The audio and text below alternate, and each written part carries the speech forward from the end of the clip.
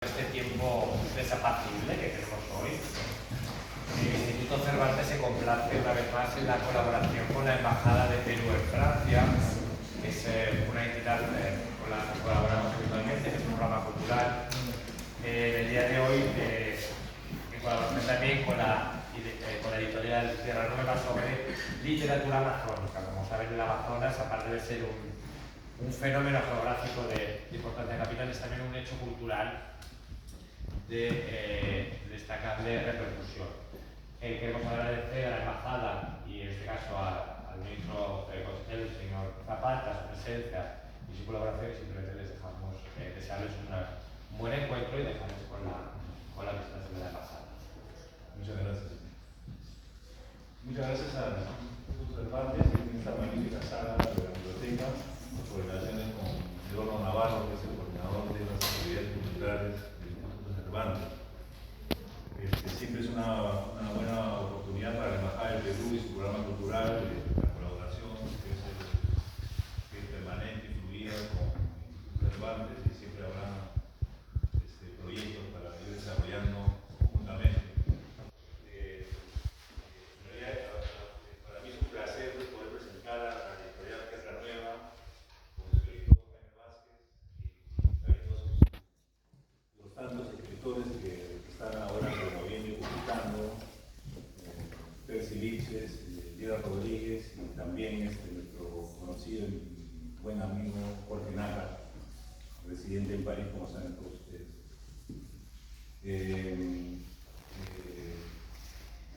Habíamos ya tomado contacto, yo personalmente, ¿no? Yo en realidad he asumido la parte cultural de la embajada a partir de abril de este año, pero estuve anteriormente en Zurich, el consulado peruano en Zurich, y habíamos organizado un evento en Zurich virtual por el tiempo de la pandemia, posterior a la pandemia, llamada Nostalgia y Migración, componente migratorio de la cultura en las políticas de cultura consular. El Perú, como saben, tenemos una diáspora bastante importante en el mundo, y entonces había que interesante integrar esta idea de la migración con la cultura. Entonces hicimos Nostalgia y Migración y contactamos a la editorial Tierra Nueva, hicimos una conversación virtual con la editorial, ¿no? Porque también la idea de la Amazonía, ¿no? En el Perú es como estamos hablando siempre de una especie de relación intercultural, ¿no? Entre la diversidad cultural en el Perú, ¿no? Tenemos también experiencias migratorias internas, y que este diálogo que lo hacemos con las culturas de los países de recepción, ya tenemos experiencias nosotros interculturales en el Perú. Entonces habíamos tomado contacto con Tierra Nueva y tuvimos una conversación interesante dentro de este programa de la nostalgia y la migración. Entonces los dejo a todos ustedes con esta delegación de literatura amazónica, y la palabra para Jaime Vázquez, editor de Tierra Nueva. Muchas gracias.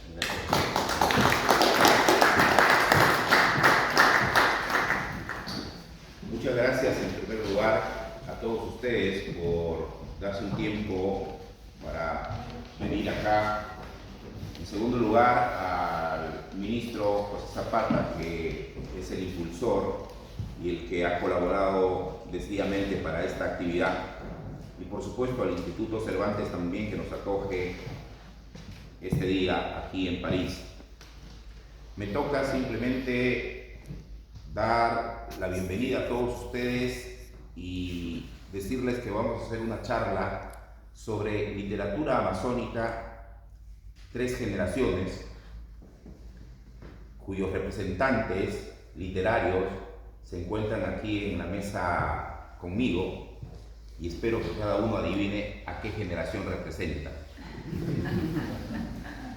Pero la idea de hacer este conversatorio es un poco llenar ese vacío que siempre decimos los amazónicos a manera de queja, que no nos ven literariamente, que no nos miran desde el Perú, y ya pues desde fuera del Perú tampoco, pero parte también porque ni los propios amazónicos a veces nos vemos nosotros mismos. Entonces, esta va a ser, espero, una conversación generacional, literaria, provocadora y también motivadora para vernos nosotros y a partir de ello que nos vean a los amazónicos, por lo menos literariamente, porque hemos traído 3 publicaciones de Tierra Nueva, que es producto del trabajo de los 3 autores que me acompañan. El Sentir del Fuego, que es un estudio sobre 5 poetas amazónicos, 2 de ellos aquí. Luego está un libro de 5 ensayos que hemos querido compilar sobre historia amazónica, sobre historia del caucho, escrita por Percy Vilches, y también una compilación de la trilogía de Jorge Nájar, El árbol de Sodoma, cuyos 3 ejemplares en verdad representan la nueva propuesta editorial de Tierra Nueva, que también emprende por enésima vez una campaña de difusión del trabajo de los autores fuera del país. Así que voy a dejar en primer lugar a Gerald Rodríguez para que hable sobre la generación que él representa, qué ha encontrado, qué es lo que hay actualmente, qué es lo que se podría tener en el futuro, literariamente, desde su generación. Mi trabajo acá básicamente va a ser cronológico para que los autores, como muchos de ustedes sabrán, a veces no miden el tiempo y se exceden, como se exceden muchas veces, o comienzan a escribir. Así que un aplauso para Gerald Rodríguez y la Hola, muy buenas tardes a todos los presentes. Gracias por haber venido y gracias por dedicarnos un tiempo, ¿no?, para poder conversar y compartir los libros, la propuesta y más que todo, ¿no?, ese encuentro de cultura, de la cultura escrita que venimos trayendo desde Perú, desde la Amazonía, para poder, de esa manera difundir. Mi nombre es Gerard Rodríguez, tengo prácticamente 39 años, soy de la generación más joven de escritores amazónicos y quizás el que más ha estado produciendo, ¿no?, dentro de mi generación, tanto en Perú, a nivel de Perú y a nivel de Amazonía. Es muy poco, digamos, producir tantos libros que tengan una sola composición y engloben más que todo la visión peruana y la visión amazónica. Mucho se ha escrito sobre el Perú, muchas generaciones han hablado sobre el Perú, y cuando tuve la oportunidad de poder conversar con escritores que yo más o menos admiraba, el caso de Miguel Gutiérrez, y cuando alguna vez le preguntaban también a Arguedas qué sabía de la Amazonía y él decía que no sabía absolutamente nada, Miguel Gutiérrez me dijo alguna vez de que a él le hubiese gustado escribir algo sobre la Amazonía, pero dichosamente él no conocía nada de la Amazonía. Y eso fue, los patios de San Marcos, ¿no?, cuando alguna vez por ahí andando y conversando con él, escuchaba, tú sabes, palabras, ¿no?, respecto a un proyecto novelesco que yo tenía y que ya lo he ejecutado y que Tierra Nueva lo ha publicado. Entonces creo que a partir de eso empecé a dar un vuelco de tuerca a todo esto, empecé a mirar hacia atrás y me había propuesto empezar con un libro para analizar qué cosa es lo que se había hecho hasta ahora, quiénes éramos los amazónicos desde el arte, quiénes éramos los amazónicos de la literatura, quiénes éramos los amazónicos desde la poesía, pero sobre todo, quiénes éramos los amazónicos en el mundo, quiénes somos, quiénes éramos, quiénes somos y quiénes seremos de acá a 20 o 30 años más. Entonces el recorrido no ha sido fácil, porque la diáspora de los años 1900, desde Iquitos a París, a Londres, a Italia, por toda Europa, así era muy común. Teníamos barcos que nos conectaban directamente desde Lisboa, desde Liverpool a Iquitos. El amazónico tenía una conexión muy directa con Europa. Era más los vestidos y los perfumes que salían en París en 1912, al mes llegaban a Iquitos, más que a Lima. Las últimas modas, los grandes hijas de caucheros mandaban a coser sus vestidos acá en París, y la educación era parisina. Los iquiteños no teníamos nada de qué quejarnos en esas épocas porque había una bonanza del caucho. El caucho nos trajo esas bonanzas, pero además de eso. El caucho también trajo algo de la cual después de 100 años recién se volvió a tocar el tema: la masacre de los pueblos originarios, la masacre de los pueblos indígenas, una masacre que incluso llevó a un juicio internacional al promotor o al autor de esto, ¿no? Que es Julio César Arana. Este juicio se realizó en 1912 en Londres, en la Cámara de los Comunes, juicio que fue, digamos, interrumpido por la Primera Guerra Mundial. En Perú, no, para qué decirles, ¿no? Ni siquiera se le salpicó con una sola denuncia, y el señor murió en Lima. Y bueno, ya sabemos, ¿no?, que hay una historia detrás de toda esa familia que ha perpetuado el apellido Arana, ¿no?, entre algunos hijos que se han muerto, otros familiares que negaban el apellido, y una familia muy tristemente que terminó pues entre algunos locos y terminando pues en la miseria. Entonces, todo esto también representa la Amazonía. Y cuando empecé a investigar y a hurgar en la propia historia del pueblo y de lo que representa la Amazonía, empecé a preguntarme, ¿no?, ¿quién es el amazónico? ¿Qué es el hombre amazónico? ¿Qué es el hombre amazónico para el amazónico? ¿Qué es el hombre amazónico para el peruano? ¿Y quién es el hombre amazónico para el mundo? Entonces no encontré mejor inicio que en la poesía. Y no encontré mejor inicio que en la poesía de uno de los poetas que en ese momento yo no lo conocía, solamente leía sus publicaciones y sabía que vivía aquí en París. Estoy hablando del señor Jorge Nájera, que es, para mí, lo digo en el libro, justamente ese libro que llama El sentir del fuego, es un estudio de la poesía amazónica desde querer conceptualizar qué es la poesía amazónica, quién es el hombre amazónico y por qué yo, como ya lo defino al hombre, ¿sí?, como resultado de todo un estudio que hago de los 5 poetas que están acá. Entonces, cuando yo me encontré a los 19 años con Jorge Nájera a través de su poesía, en ese momento lo había leído por una edición de la Católica, empecé a entender por fin, o quizás era el inicio de un buen entendimiento, de que el hombre amazónico justamente se representaba en ese libro que se llama Malas Maneras, un libro de poesía, para mí, el inicio de una poesía directa, más allá de confesionaria, una poesía testimonial, una poesía donde no radica la voz de Jorge Nájera, sino donde radica la voz de un pueblo. Entonces, Jorge Nájera, a través de su poesía, lo que busca es dar inicio de una voz que en la Amazonía no se había dicho, que en la Amazonía no se había hablado, que solamente era el hombre blanco que hablaba desde diferentes otros lares, pero que Jorge Nájera, en su inventiva poética, decide darle voz al hombre amazónico.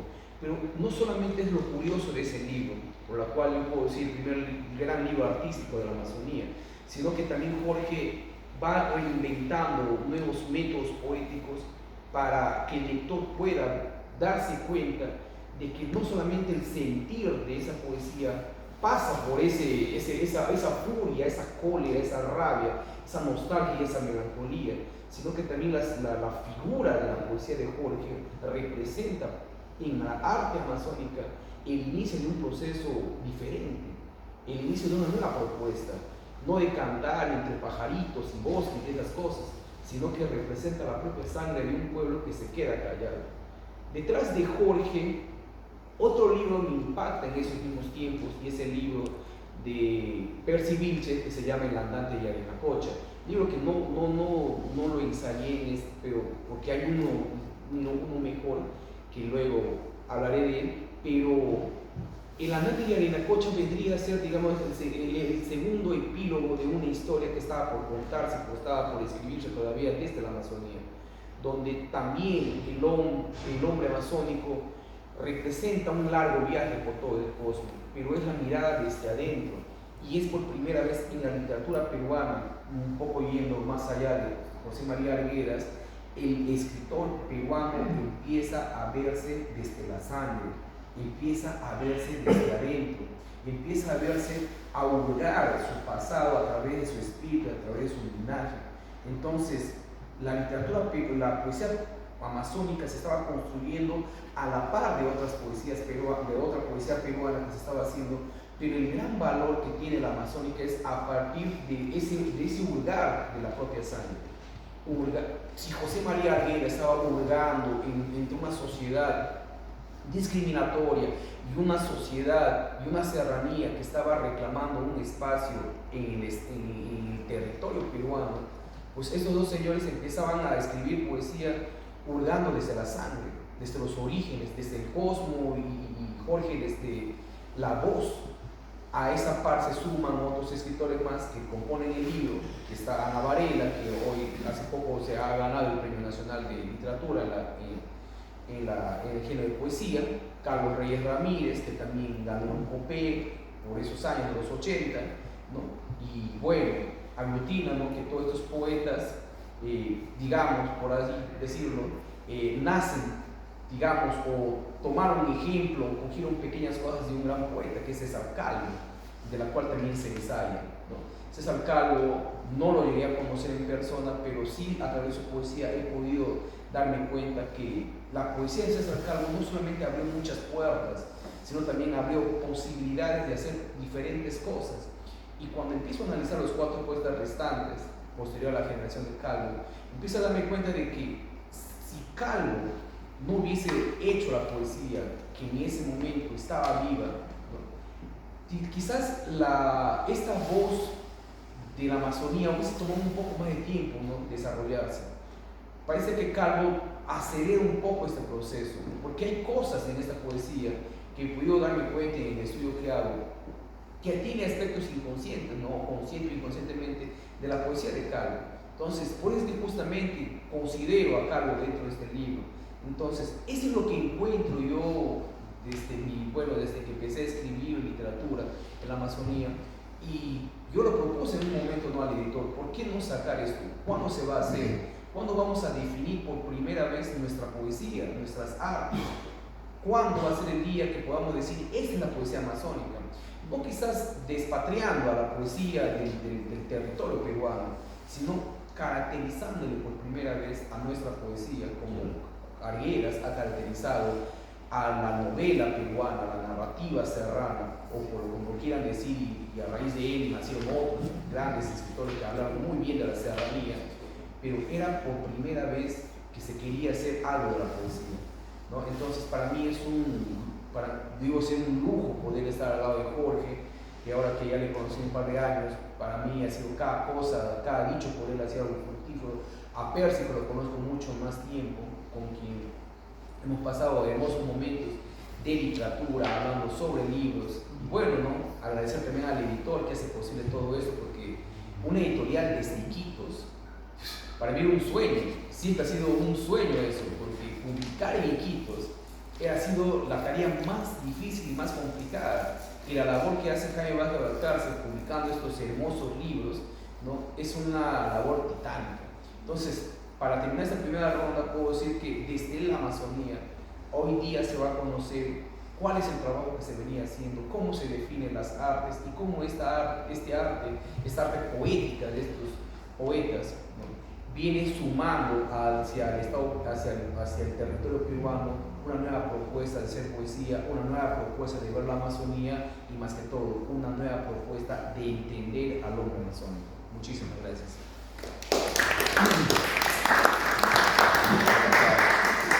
Muchas gracias a Gerald Rodríguez. Ahora vamos a escuchar a Percy Vilches, que acaba de publicar este libro de ensayo de cerca de 900 páginas, como les decía, y tanto Gerald, Percy como Jorge tienen publicaciones en poesía, en novela, en cuento, en ensayo ahora, y esa versatilidad literaria pues hace que de alguna manera representen a la literatura amazónica. Así que recibamos un fuerte aplauso a Percy Vilches. Buenas tardes a todos, gracias por venir, por darnos un poco su tiempo. La fascinante presencia de un narrador oral acuñó toda mi infancia. Ese escuchar las historias contadas por el narrador es el primer dato que me inclina hacia la literatura, porque era un narrador tan eficaz y que nunca, por ejemplo, se reía de los chistes, ¿no? De las bromas. Ese hecho oral es hasta ahora algo muy importante para la Amazonía, ¿no? Los oriundos en general hacen uso de la palabra oral. Don Arturo Raimondi, en un viaje a la Amazonía, cuenta un hecho impresionante. Entre los que ayudaban al peregrinaje estaba una chánica o campa. Durante todo el viaje no hizo absolutamente nada importante, interesante, o sea, papel de servidor del peregrinaje del Empresario milanés. Pero, hasta el 10 de la noche, llega al campamento otra chánica, ¿no? Y ambos se olvidan de todo y se embarcan en una conversación en su idioma que duró hasta el día siguiente. O sea, lo oral en la Amazonía solamente se refiere a cuentos, a anécdotas, sino también a algo que es esencial y que se puede ver, por ejemplo, en el hablador, donde un individuo, Saúl Suratas, aglutina toda la historia, la versión del linaje, para luego que sea conservado por los demás. De esa manera, la palabra oral adquiere mayor importancia de la que parece o la que sucede en el Perú. Entonces, esta opción oral ha sido y es uno de los retos de mi trabajo literario, porque lo que tenía de impresionante ese narrador era que captaba la atención del público, o sea, fascinaba. Y quieres que no, cuantas veces estoy ante mi trabajo, o sea, mi desafío personal es igualar esa capacidad de encanamiento que tiene el narrador. Obviamente es una lucha ya perdida de antemano, porque es imposible competir con lo oral, ¿no? Por un lado. Ahora, cómo se usa actualmente o en el pasado ese legado narrativo, ahí viene uno de los problemas grandes que tiene la literatura amazónica, ¿no? Hasta ahora, los autores han trasladado el hecho oral a las páginas, o sea, nombran y dicen anécdotas, pero no tienen la capacidad de transformar eso que podría ser un gran aporte a la literatura amazónica. Yo tengo dos casos ejemplares en este rubro, ¿no? El primero es François Rabelais. Rabelais es de acá también, que es francés, ¿no? Alemán de cura, pero lo importante que hace Rabelais es que él retoma la figura oral de Pantagruel y lo transforma en las páginas, agregando mucho del oral, pero haciendo que su imaginación domine a ese personaje, ¿no? Ese es un caso. Nótese muy bien que ahí en Rabelais hay la capacidad de transformar lo popular, ¿no? Y esa novela se convierte en una versión fecunda y que se desembocaría hasta ahora en Gras por el momento. Y otro ejemplo, digamos, crepuscular, es el hecho de que Günter Grass trabajó, digamos, un cuento popular, el pescador y su mujer. Entonces, a ese pequeño cuento, que fue publicado por los hermanos Grimm, Günter Grass le agrega la capa creativa y ya se lo da, donde el pez del cuento se convierte en el personaje central de la novela. Una novela fascinante, difícil de leer, pero que nos demuestra cómo se podría reconvertir lo oral para la escritura, ¿no? Entonces, ese me parece que es uno de los grandes desafíos que tiene el escritor amazónico actual, ¿no? Entonces, pero hay una cosa también importante en lo popular de la Amazonía. Hace casi 500 largos años, que un amazónico escribió una crónica, una sola ejemplar, ¿no? Que hace que él cuente la historia a partir de su propia historia. Es decir, se anticipa largamente a lo que viene después de la escritura. No olvidemos, por ejemplo, que los escritos coloniales fueron hechos por curas viajeros, ¿no? Porque la crónica se va a publicar este año que viene, supongo, porque ya está en la editora, y este narrador que se llama Juan de Alvarado era cacique, y los españoles cuando llegan a Chilapoyas, Alvarado en todo caso, le contrata como lengua, o sea, intérprete, porque él dominaba bien la lengua oral en todo caso, pero es un enigma y un misterio saber cómo hizo un cacique amazónico para dominar la escritura. La crónica es corta pero impecable, ¿no? Primero trata de su linaje en relación con los demás, luego trata la relación con los incas y finalmente con los españoles, ¿no? Hace cerca de 500 años en la Amazonía del Perú se dio el primer grito que pide justicia para los indios y justamente fue enunciado o emitido por Juan de Alvarado. Yo entiendo que esta crónica al publicar va a ver totalmente la historia de la historia amazónica. O sea, ya no es posible trabajar, no es posible comenzar la historia desde el punto de vista de los intrusos, los forasteros, sino desde nuestro propio punto de vista. Gracias.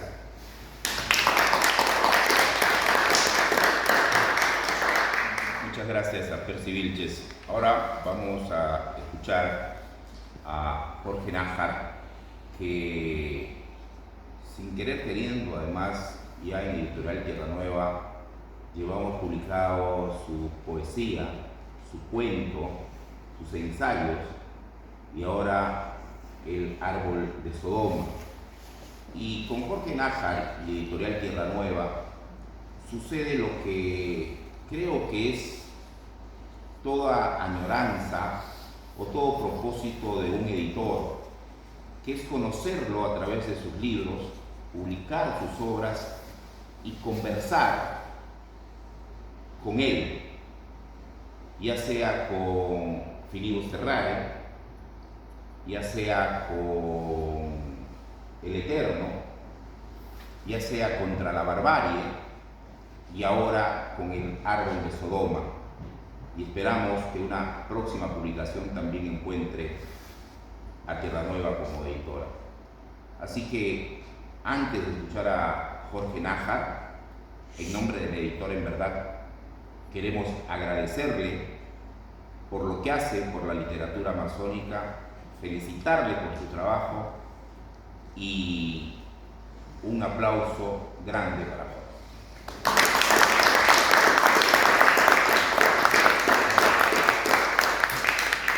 Muchas gracias, Jaime, por tu generosidad.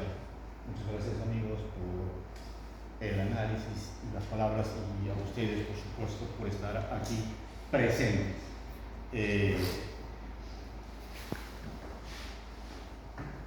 Hemos tenido por un momento las palabras de Gerald, que son palabras de una persona que analiza la poesía, y desde su análisis de la poesía da su visión del mundo amazónico. Hemos tenido en un segundo momento las palabras de Percy Vilches, un hombre que ha navegado por todas las aguas de la literatura y que nos ha entregado estas visiones del caucho, la historia del caucho dentro de la sociedad amazónica. Los que fuimos o los que son todavía loretanos, porque como ahí hay que explicar un poquito de por qué este empleo de los tiempos verbales. Yo nací loretano en el año de 1946, es decir, cuando la provincia de entonces, Coronel Portillo, todavía pertenecía al departamento de Loreto. Luego no sé qué hubo, yo ya no estaba en la Amazonía cuando ocurrieron unas azonadas en Pucallpa, y el resultado de esas azonadas fue la separación entre el Loreto, que es ahora, y el Ucayali, que es la parte sur del antiguo Loreto. Pero debo confesar que durante toda mi vida, para mí, la capital de mi mundo ha sido la ciudad de Iquitos. ¿Por qué la ciudad de Iquitos? Porque mis padres son de Iquitos, porque mis abuelos son de Iquitos, porque yo mismo crecí algunos años de mi infancia en Iquitos. Todavía recuerdo a mi abuelo, un inmigrante japonés extraviado por allí, que me llevaba de la mano al mercado de Belén o a los partidos de fútbol del CNI. Este hombre me dijo, recuerdo en esa lejana infancia, me dijo dos cosas sencillas: tú vas a viajar, y cuando viajas no te olvides de visitar mercados, de visitar templos y de visitar cementerios. Y yo le decía, ¿pero por qué? Y la cuestión fue sencilla: porque el mercado te da la relación con la vida, los templos te dan la relación con el más allá, y con el cementerio la relación que mantienes con tus antepasados. Eran las palabras de un anciano que me llevaba a fútbol y al mercado. Yo he crecido con esas palabras. Cada vez que estoy en un lugar, lo primero que hago es eso. Cuando estoy en Iquitos, las veces que estoy en Iquitos, hago esos tres movimientos, ¿no? Digo todo esto para explicar por qué yo me siento loretano, por qué me siento ucayalino, por qué me siento peruano y por qué me siento un hombre de todo el planeta. Yo he crecido además viajando por todo el Perú. ¿Por qué? Porque en los años 50 había unas persecuciones a un partido político, las persecuciones organizadas por Bodega, contra un partido político dentro del cual mi padre era uno de los militantes. Entonces teníamos que irnos porque lo estaban persiguiendo a este hombre. Y así yo he conocido las ciudades del mundo andino. He estado viviendo en Huánuco, he estado viviendo en Huancayo, he estado viviendo en Huancavelica, en Cusco, en Puno, hasta que terminamos recalando en los barrios altos de Lima. Ahí, en los barrios altos de Lima, transcurrió buena parte de mi infancia.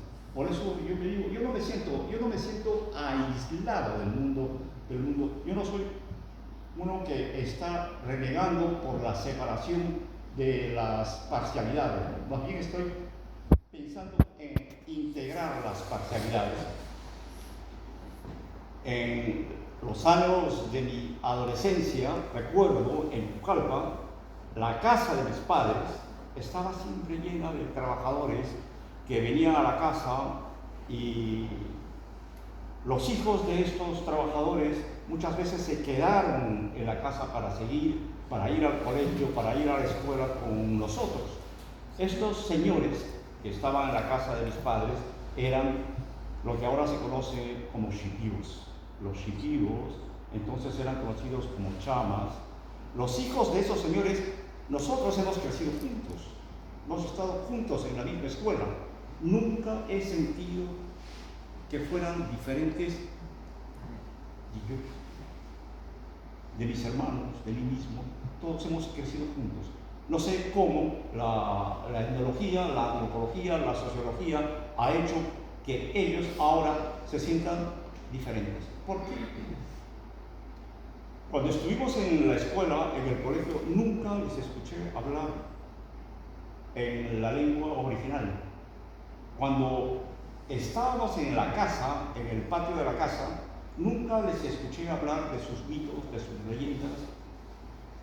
Yo descubrí los mitos y las leyendas del pueblo shipio en un libro que llegó casi clandestinamente a casa.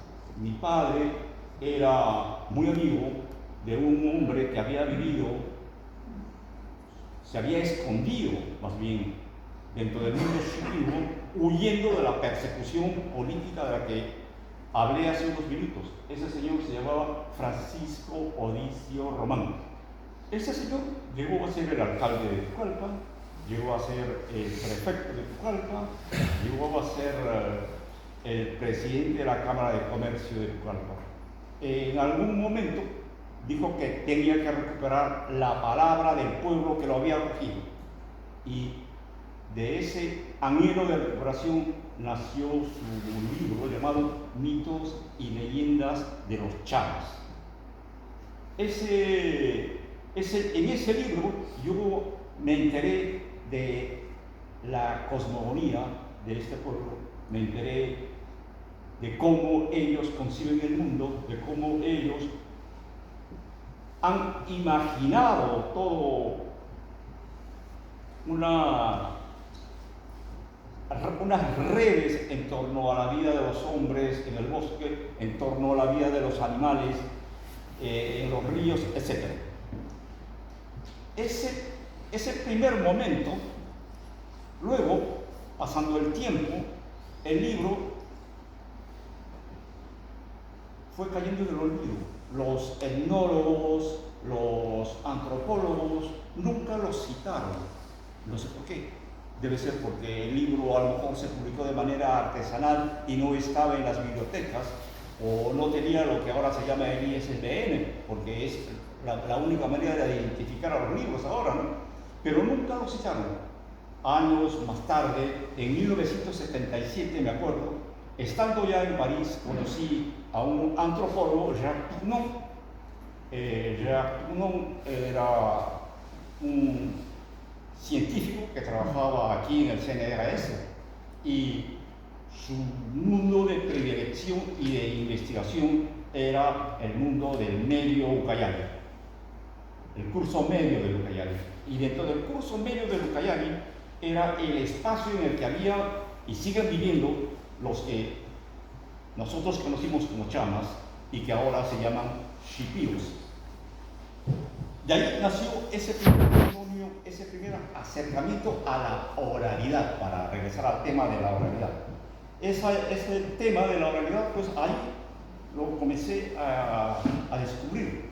Pasaron los años, pasó el tiempo y desde la misma iniciativa de los científicos franceses descubrí un libro escrito por una señora llamada Pierrette Recovery, ¿no? Pierrette escribió una mitología del pueblo shipibo. En esa mitología del pueblo shipibo se recupera gran parte de la oralidad de la que ya habíamos hablado hace unos minutos y se incorporan nuevos elementos. Y en esa incorporación de los nuevos elementos, el libro llega a proponer la existencia de un momento que se llamaba, que ella denomina el tiempo de los antepasados, y un segundo momento que es el momento del mundo contemporáneo, el mundo de los incas. Los incas, dentro de la historia de los shipibos, yo dije, caramba, pero está bien, qué interesante, vamos a buscar el enlace. Comencé a leerlo con mucha cuidado para ver el descubrimiento. Y el descubrimiento fue el siguiente. Para muchos, la palabra inca es un polisémico. Inca es la palabra para designar al jefe. Inca es la palabra para designar al quechua hablante. Inca es la palabra para designar al extranjero.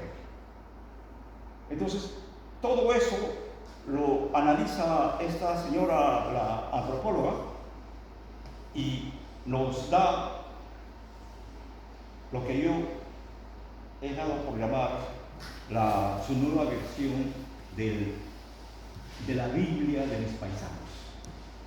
Lo que quiero decir es lo siguiente, que cada etnia amazónica a lo mejor tiene su propia Biblia, y esa Biblia hay que tratar de recrearlas, de organizarlas, ¿no? Existen ya prácticamente constituida la Biblia de mis paisanos, o sea, la Biblia de los pueblos shipibos, podría existir otras ideas como la Biblia de los Aguarunas o la Biblia de los Tocamas, etc., ¿no? Esa es mi relación con la oralidad, pero es una oralidad que yo la aprendí leyendo. Por eso digo que la oralidad es la etapa primera de la escritura. De la oralidad, o sea, la expresión del mito, la expresión de la leyenda, que viene que viene con la voz de nuestros antepasados, que viene con la voz de los sectores populares. La hazaña es cómo hacer que todo eso se convierta en literatura. Aquí, en este libro, El árbol de Sodoma, hay un personaje, Neterite, que es un brujo, y este brujo es el que canta en la noche, este brujo es el que cuenta las historias del mundo urbano. Ya no es el indiecito perdido en la selva, ya no es el indiecito perdido entre los pajaritos, ¿no? Son mis paisanos que han venido a la ciudad y se han integrado a la ciudad. De eso se trata. No confinar a los aborígenes a las chacras, a las orillas de los ríos. Están en la ciudad. Muchos de los que estudiaron conmigo son ingenieros, médicos, son enfermeros, son policías, son maestros. Están en la administración pública. Algunos ya ni se acuerdan de su pasado, pero yo los he conocido, sé muy bien de todo eso. El caso es que yo no los escuché nunca hablar en la lengua aborigen en la escuela. Y el caso del pueblo Shipibo no es el único caso. Conozco a un sociólogo peruano que estuvo estudiando durante años la presencia del quechua en Lima. Y los resultados que obtuvo este señor es que en el mercado mayorista de Lima, donde converge toda la producción agropecuaria del mundo andino, los grandes negocios, ojo, los grandes negocios se hacen en quechua y de noche. Ellos, los que traen la producción, lo venden luego a los mayoristas. A medida que va llegando el día, a medida que va evolucionando las cosas, van llegando los nuevos consumidores, los que compran pues 1 kilo, 2 kilos, 3 kilos. Y ahí, cuando pasan al negocio minoritario, al negocio de las vendencias, como dicen, ahí sí ya hablan la lengua de todos, ¿no? Pero los grandes negocios se hacen en quechua. Supongo que en el pueblo Shipibo también los grandes negocios se hacen en la lengua Shipibo. Podemos tener muchas versiones de la realidad. Lo que acabo de decir es una solamente de esas versiones. Hay muchas. Aquí, en este libro, hay también pues, una de esas versiones de la oralidad del mundo amazónico. Para una primera tanda, ¿qué te parece?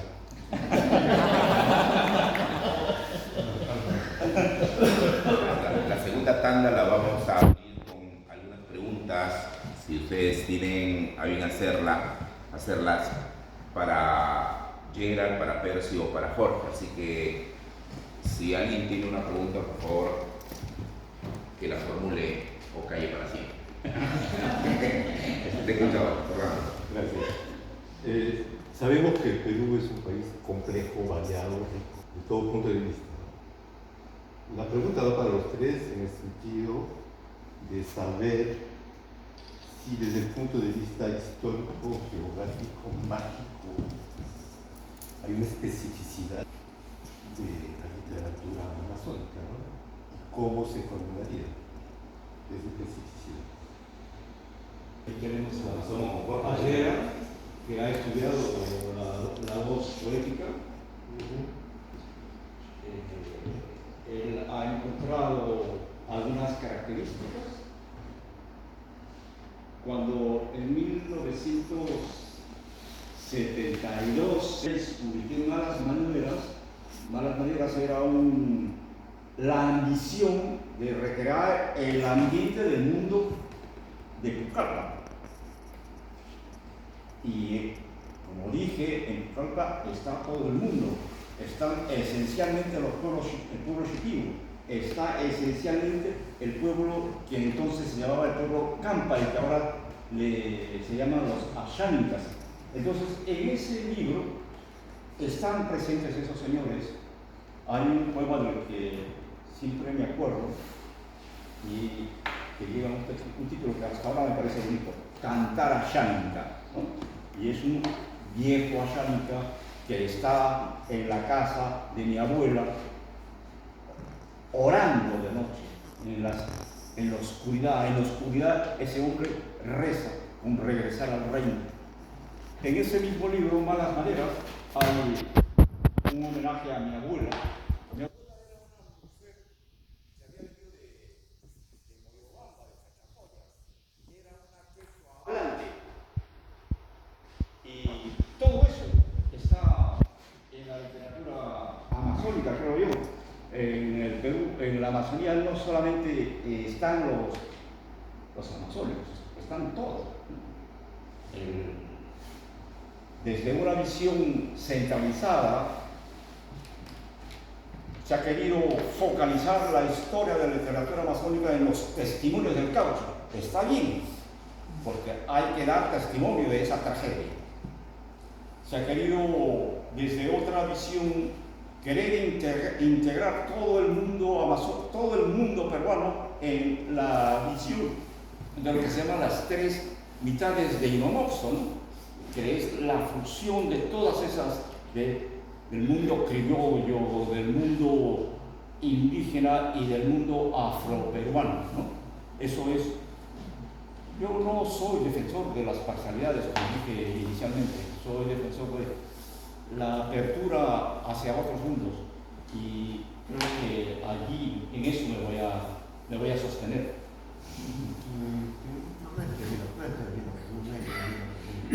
¿Cuál es la visión que tienes? ¿De qué? ¿Cómo converge la Amazonía en la literatura? Ya.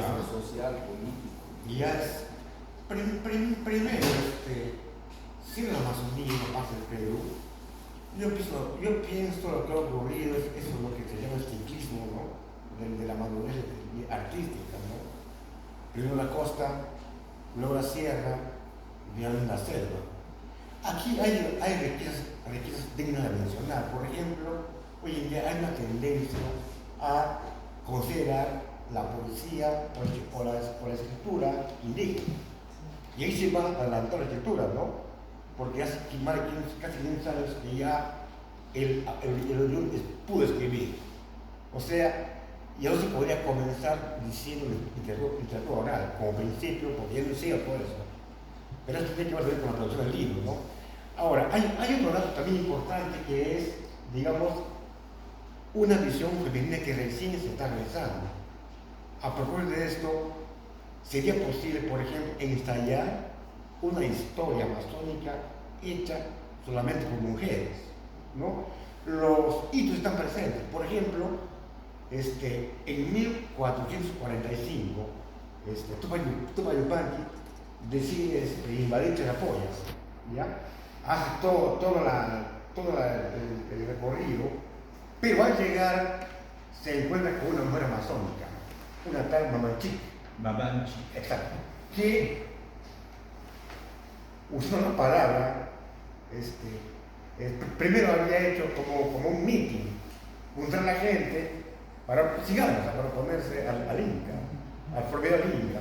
Entonces la Mamanchic dialogó con él, con el Inca, para que depusiera sus arrestos, ¿no? Este hecho es un hecho de coraje y corajudo, ¿no? Y que empieza por insertar como el inicio de una historia amazónica, pero también podríamos abusar del imaginario detenidos en las calles de las Amazonas, ¿no? Para lo cual habría que leer todo lo que se ha hecho sobre ellas y se podría emplear algo así como ensayos poéticos sobre esas mujeres, ¿no? Y hay en la colonia hay otro momento importantísimo en la Amazonía, en la medida en que una isla Cheteva, se convirtió en franciscana, O sea, el momento Copa estudió para ser predicadora, se llamaba Ana Rosa. Yo nunca encontré el apellido. Entonces, esta mujer se convierte en una vanguardia para los españoles, ¿no? Porque además dominaba las lenguas, y además tenía un punta feroz, y además su nombre se presta para hacer una novela, ¿no? En la medida en que Roncato, que era también setero, quería casarse con ella, o reunirse con ella, y ella le niega la mano, y Roncato desata una violenta guerra, o sea, una guerra por amor. Algo que es absolutamente novedad, me parece otra cosa. Y llegaríamos a la como de una mujeril con Rosa Panduro, ¿no? La heroína de una de las películas que tuvimos, y ya tendríamos un corpus femenino, ¿no? Que a mí me parece importantísimo. Podré investigar, por ejemplo, preguntaros cuál fue el papel de la mujer durante la Primera Concepción. Hacerme la idea. Me gustaría explicar esto, bueno, leyendo brevemente 3 poemas que conforman el libro, en el cual han sido estudiados. Primero leo de Ana Varela. La única mujer aterrada no fui yo, en la madriguera que los días crearon. Fueron cientos de damas ateriadas en el bosque, en las veredas, o apostando futuros en bancos de arena. Ningún reloj ha podido descifrar el tiempo transcurrido y el viento que trajo el verano de 1970. No fui la única, detrás de mí corrían como bestias, acosados por los espantos, mi madre y también mi abuela. No, ellas no renunciaron a la persecución, dejando el tablero de la suerte a disposición de otros sueños. También ellas se enfrentaron despavoridas y bajaron la muerte como yo en un naipe de 1000 cabezas. Luego leo un poema que está también acá, de Jorge Nájera. Dios Shipi, Dios Coni, contemplo tus obras desde la copa del árbol sagrado, oh patraña más luminosa que el fugaz arcoíris, y veo a todos mis paisanos embriagados con sus brebajes. Ahí cerquita comienza el río de mi pueblo, su sombra, su cachaza, su gran cruz. Dios murciélago, Dios otorongo, Dios mono. Dicen que todos nuestros escrúpulos serán sacudidos por el gran Huayco, que nosotros mismos estamos gestando aquí, en tu antiguo reino, tu vieja casa. Dicen que serán como una revolución. Y para terminar y poder explicar algo sobre la Amazonía en este proceso, leo lo que dice Percy Vilches. Sálvame, oh Amazonas, de mí mismo y mi comedia de trapos. No me dejes como inquilino que nada dura y sobrado de gemidos. Desciende deprisa hasta mis cruentes aullidos, mis últimos antros, y dime cómo se hace para perdurar en la abundancia, la hojalata. He leído 3 poemas, 3 fragmentos de poemas de 3 poetas que están acá, y a través de eso quiero explicar esto, ¿no? Para poder responder a la pregunta. ¿La Amazonía qué es? Vista desde una mujer amazónica, vista desde un pucalpín, vista desde un iquiteño, ¿no? ¿Qué es la Amazonía a lo largo de la historia, a través de la poesía, a través del arte? Lo que los 3 citados acá tratan de explicar que la Amazonía converge entre su magia y su misticismo, esa plegaria hacia el pasado, esa plegaria a su conmovisión, pero también representa esa persecución de sí mismo, ¿no? Ese papel de la mujer, la cual Percy hablaba, ¿no? Ese papel de la mujer que ha cumplido, ese papel importante de la mujer amazónica, que ha cumplido un rol muy importante en el hacer de la historia, ¿no? De nuestros pueblos amazónicos. Entonces, desde el lado político, social, cultural y artístico, la Amazonía justamente vendría a ser esa unificación de visiones, esa unificación de culturas, al mismo tiempo esa unificación de religiones, ¿no? Porque al tanto que habla Jorge de esa rebelión que está por venir, de esa melancolía de lo que se está convirtiendo la Amazonía en este momento en una pérdida, también habla de la resistencia a través de Ana Varela, ¿no? Y el último llamado que hace Percy a través de una plegaria, ¿no? De que no venga a sacarme de esta Amazonía donde ya no hay bosque, donde no hay nada, donde todo ha sido persecución, y que esta rebelión y esta revolución que al final se da, como dice Jorge, vendría a ser la única salvación de esta Amazonía que cada día se va devastando. Entonces, la Amazonía, ¿cómo es que la Amazonía a través de la poesía, y cómo es tan valioso, y ha sido muy difícil también concretar estos 5 poetas, unificar una idea sobre la Amazonía, ¿no?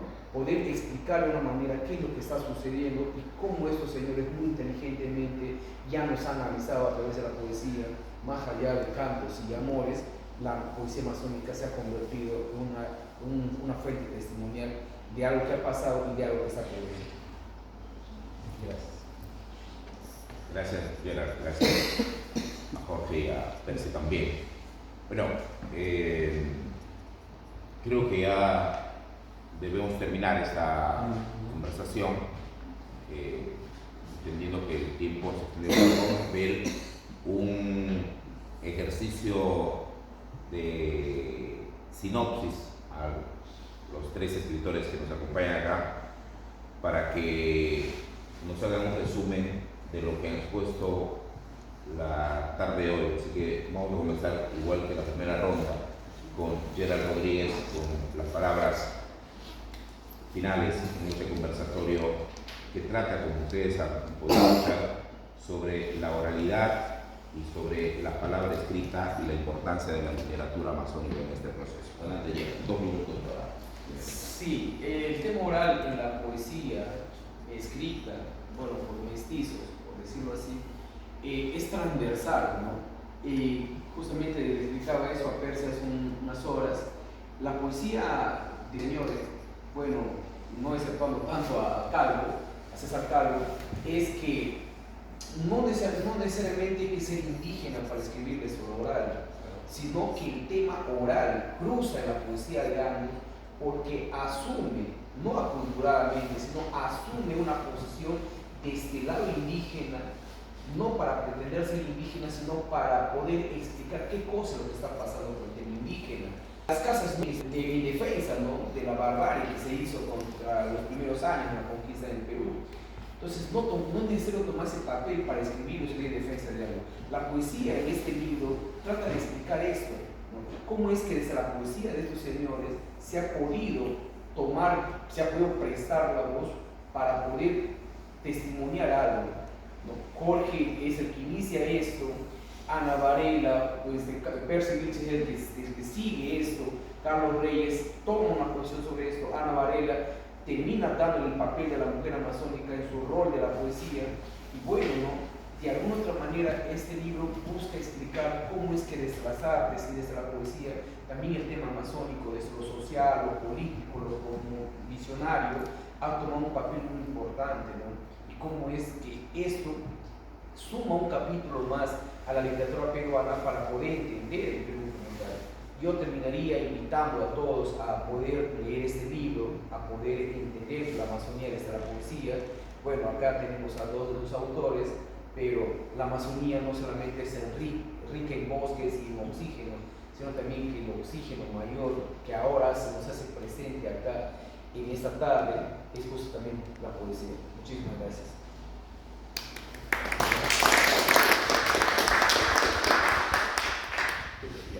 No sé si los franceses tienen la costumbre de celebrar fiestas ajenas, ¿no? Nosotros en el Perú sí somos expertos en eso y somos tan sobre que hasta podemos festejar un empate y de local para trabajar. Pero esa costumbre es absolutamente perniciosa para nuestra identidad como amazónicos, ¿no? En el caso de la Amazonía, ¿no? Justamente en este libro consigno hechos que han acontecido y que ponen al revés la historia occidental que se hizo en la Amazonía, ¿no? Por lo menos tres momentos han sido fundamentales para los amazónicos. ¿Por qué? Porque los indígenas amazónicos descubrieron los castellanos. Por ejemplo, en 1594, caciques Ayánica se van desde el territorio del Gran Pajonal a pie rumbo a Lima. Y se van y se entrevistan con el virrey, virrey Amán, y le piden que les envíe misioneros. Claro, pero no era por los rezadores, sino porque ellos querían manejar las herramientas que ellos tenían. Le fueron a traer y recién hacen el video, una entrada con Juan Font que entra y fracasa, ¿no? Luego se apaga todo el intento y 57 años después de la víctima asánica, recién la colonia entra a la Amazonía a través de un misionero famoso que es, ¿no? Entonces, este cambio de fechas nos permite tener una mayor valoración de los nuestros, ¿no? No solamente son cazadores, montarazos, flecheros, sino seres capaces de variar la historia occidental, ¿no? Y eso sí me parece fundamental para entender mejor a la Amazonía.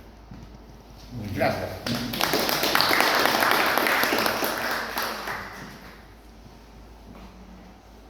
Pues yo comenzaría, para cerrar esto, agradeciendo a todos ustedes, por supuesto, y agradeciendo sobre todo a Jaime Vázquez Valcárcel por haber tenido la idea de reunirnos, por haber tenido la idea de crear esta empresa editora en el interior del país y desde el interior del país traer sus libros hasta Europa. No se imaginan la alegría que significa para mí estar aquí a su lado, estar aquí hablando de proyectos editoriales. ¿Por qué? O de proyectos de lectura. ¿Por qué? Cuando yo era niño, en Pucallpa, la segunda ciudad de la Amazonía, no había bibliotecas.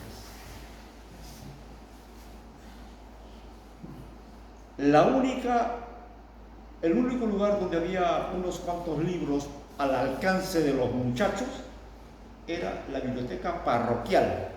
Teníamos que ir a la parroquia a que nos prestaran los libros. Luego, figúrense, en 1973, hasta 1973 no se había publicado un solo poemario, un solo libro en Pucallpa. El primer libro de poemas que se publica en esa ciudad se llama Malas Maneras. ¿Cómo era posible todo eso? Los jóvenes de ahora no se dan cuenta de la suerte que tienen de contar con un editor que les lleva los libros a las escuelas y los tiene ahí. Los jóvenes escritores no se dan cuenta de la suerte que tienen de contar con un editor como Jaime Vázquez. Cuando yo publiqué Malas Maneras, tuve que hacer lo que se llama ingeniería cultural, ponerme en contacto con unos y otros y establecer las relaciones para que cuajara el proyecto publicado por primera vez en Pucallpa a iniciativa y a voluntad de un hombre, de un periodista.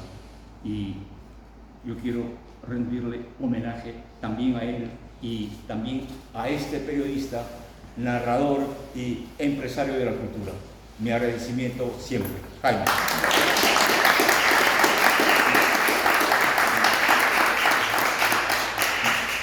Bueno, vamos a cerrar este conversatorio y definitivamente no solo seguir con el rol que han desempeñado Gallera Rodríguez, Percy Vilches y Jorge Nájar, sino porque en verdad en el tema de agradecimientos como Editorial Tierra Nueva, que hemos venido acá a mostrarles nuestro trabajo, un agradecimiento especialísimo es a todos ustedes que nos están acompañando y que nos llenan de emoción, y también a los representantes del Instituto Cervantes, y por supuesto, finalmente, pero debería ser el primero en agradecerle porque también es importante que los editores, los autores, los promotores de cultura sepamos que uniéndonos a pesar de las fronteras podemos hacer cosas maravillosas.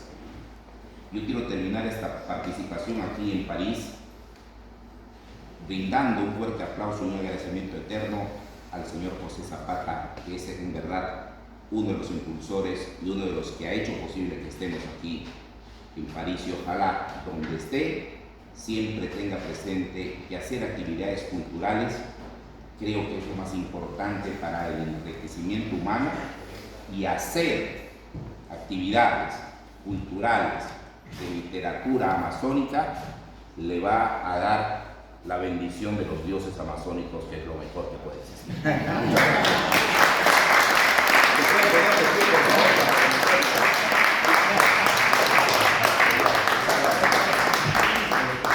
Muchas gracias nuevamente. Muchas gracias a Tierra Nueva, éxitos siempre en la actividad editorial y literaria.